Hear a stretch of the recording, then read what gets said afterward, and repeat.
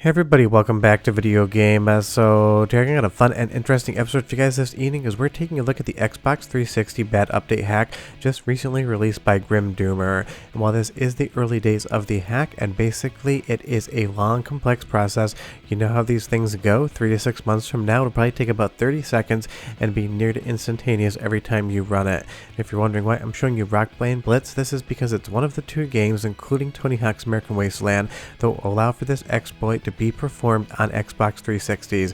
Now it is a specific OS version, I'll go over that in just a little bit, and it does take somewhere between 20 minutes to as many times as you have to try to get the exploit to actually persist. NTD captured all the footage for this video because we were kind of just chatting about it on Discord. He thought it would make a good video, so here we are. Multiple attempts later, and 56 minutes later, he was able to get the exploit to actually function on his Xbox 360. Now this again is basically day zero stuff. I am sure this will improve as time goes on, because even though it is a proof of concept, we all know what happens with those proof of concepts. People run with it once it's discovered. And if you're wondering, as a visual metaphor, what's going on inside of your Xbox 360 as this is actually trying to succeed at the exploit, this is exactly what is going on. It is mangling everything inside the software to find an area in which you can exploit the hypervisor to be able to run unsigned code. Now, of course, that's not exactly what's happening. I just wanted to use a fun visual metaphor because I love to edit.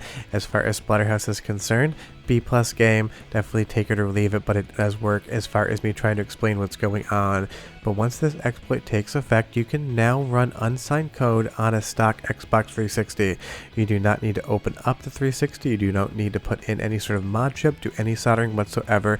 This is a soft mod, but do be aware it is non-persistent. What that means is every time you turn your Xbox 360 off, everything that you have just modified is going to be purged, and when you turn it on again, you're going to have to run the exploit again.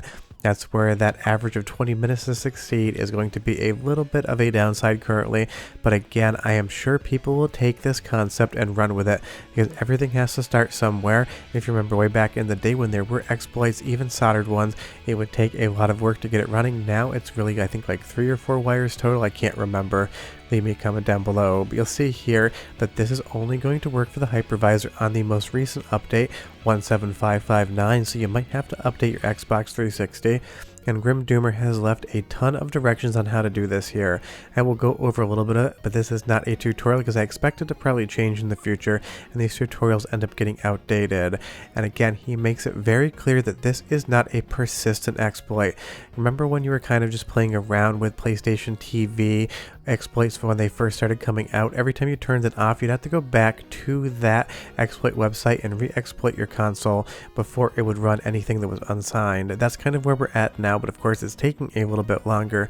But again, this is absolutely fundamentally huge because it means there is now a software-only Xbox 360 exploit that people are going to be able to use in the future.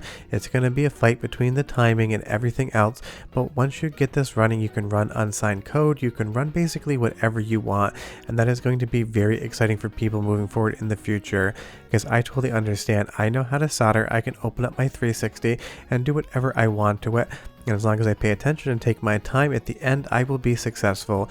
But so many of you really don't have that soldering skill, and that's not a judgment. I understand if you're not into rare hardware, arcade boards, or just kind of repairing what you own. It really isn't a skill that many people come across in life. That's why so many of these custom firmwares on the PSP side and other modifications on every console, the goal is to allow the end user to be able to use them without actually opening up their hardware in the first place.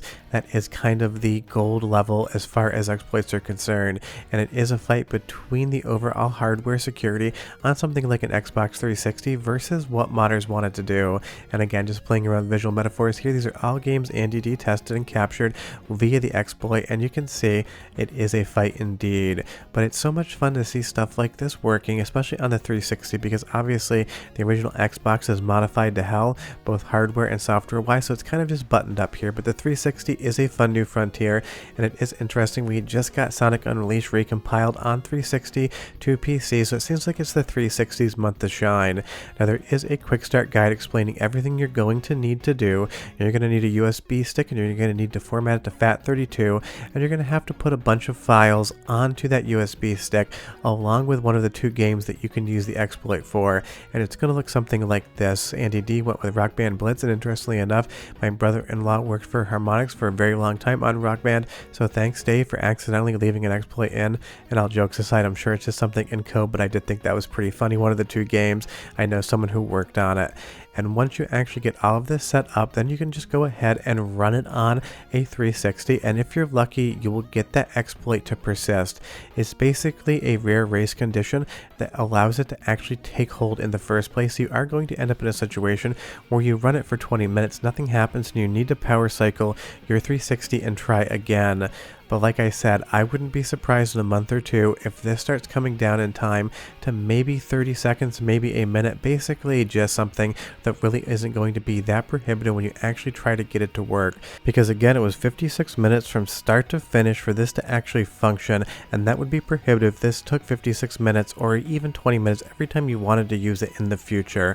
But I am sure that that timing will come down, and I'll be excited to see how it functions, because it is fun to see these modifications in software happen to the 360. It is just one of those things. I love kind of researching this and seeing what modders are doing out there. And it looks like Andy D is a big fan of pinball because he sent this along as well. And interestingly enough, the Stern factory not very far away from where I live currently. But I'm not very good at pinball whatsoever, but leave me a comment down below. Pinball fan or not, I would be curious. Well, I recently played their most recent Godzilla cabinet and absolutely would love to buy one, but damn it, it's like $10,000.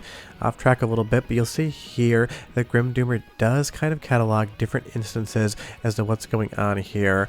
He's saying, why does it only run unsigned XEX? And it's just basically a proof of concept, not a robust one solution that fits all. But again, people will pick this up and run with it. And he asks, why does it take so long? Because of the race condition.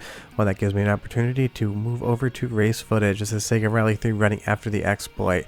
Basically, it is just looking for the perfect condition to be able to inject something and be able to run unsigned code. It is looking for a very small window. Try thinking like trying to put a piece of thread through the eye of a needle in a hurricane. There's a lot of wind whipping around. You're trying to do one very precise thing, and all of the conditions need to be perfect for you to be able to succeed. I love talking in visual metaphors, and that's the best one I could think of for this race condition as far as that exploit is concerned. But it'll be very interesting to see what happens moving forward with exploits like this, because again, it's pretty much always the ultimate goal to be able to modify hardware to run unsigned code without actually having to go in and modify the hardware in and of itself. A soft mod like this that's running an exploit in software on the hypervisor without any physically modified hardware is going to mean that so many more people can take advantage of something like this. And obviously the 360 has been off retail store shelves for a very long time, so no one's really losing here.